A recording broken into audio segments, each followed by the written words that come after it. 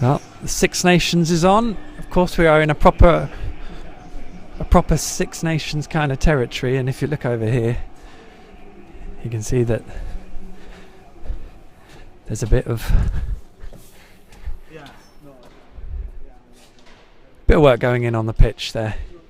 The lights are out. Almost people are not at home. Anyway, thought you might like to see that. How about that then? Norwich City, the victors here at Cardiff. A 1-0 win. Cameron Jerome's goal in the first half. He gave it the Ayatollah celebration as well, which went down well with his former fans, of course. And terrific win for Norwich. This really, not in terms of how they played particularly. The game was a shocker. In all honesty, it was a terrible game of football. Wasn't a lot of quality through much of it. If there was quality, it did tend to come from Norwich, and they showed it in flashes what they could do. But it wasn't really about that. It was about digging in. They won through a set piece and a lovely delivery from Wes Houlihan, who was sort of in and out of the game. And ultimately,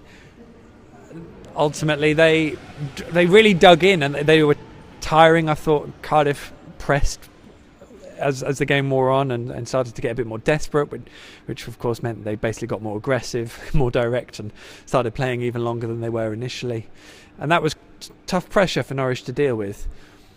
It's remarkable, really, because that side would have lost that game earlier in the season, and they didn't really do anything differently. It was just that something deep within them that meant that they wanted to grind it out.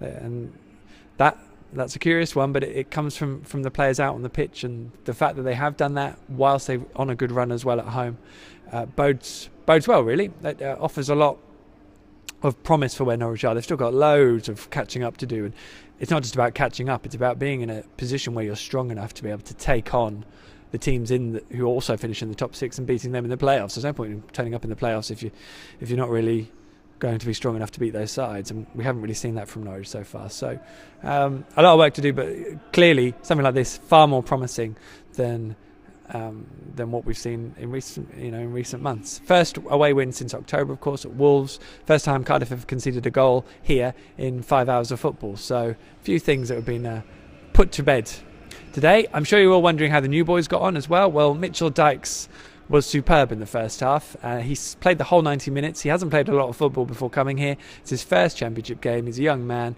He's physically strong, but really, really impressive. Did get caught out. Craig Noon had the best chance for Cardiff, and that came with Mitchell Dykes really not being able to touch him, probably because he was tired. And we've of course got another game on Tuesday night, so they're going to come thick and fast. That will be a different, very different encounter though for Mitchell. So real promise. I wouldn't have any particular reservations if he stays physically fit and strong, in him being left back for the rest of the season, and losing Robbie Brady and Martin Olsen. Yannick Vilshed, good promising signs. I think it was a fair enough suggestion from Alec afterwards that it wasn't really a game for the wide players to impose themselves on it, and it did come across like that. But some great signs from what he has in terms of physicality and drive, and there were a couple of promising runs. And I think with someone like Yannick, I imagine as he beds into the team a little bit longer, players will start to know what he's going to do, and that makes things more effective. So no real issues there.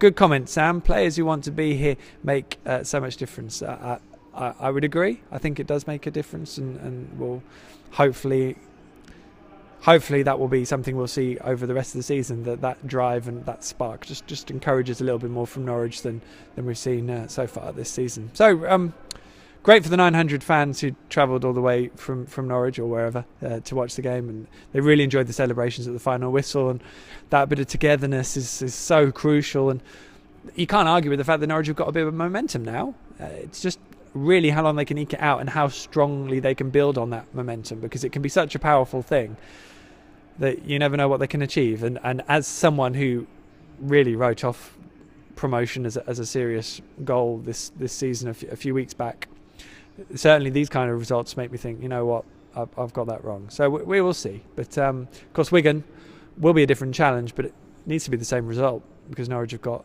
so much catching up to do. The only downside, Alex Tetty's 10th booking of the season. He picked up the almost inevitable yellow card. He will now miss the next 2 games, which are Wigan, of course, and then Forest at home. I think it's Burton after that, and then Newcastle, I think, off the top of my head. So at least he's, maybe got it out of the way at a time when he'll hope. I mean, there's still a possibility he could pick up another 5 before the season ends, and that would be a 3-game ban. So Alex Tetty's racking them up. But overall, Cameron Jerome very happy. Alec Neil's very happy. Ooh, little slip there. Everyone's very happy. So it at least makes the trip back to back from Wales to Norfolk a slightly more manageable one, and that's what we're going to embark on soon. I will be back though shortly with Dave Freeze's take on things, so don't go anywhere. Let's see if there's anything you would want to see down here. I mean, it's not the most, it's a weird ground, it's not the most exciting, but shall I leave you with a mural? There we go. Leave you with a lovely mural.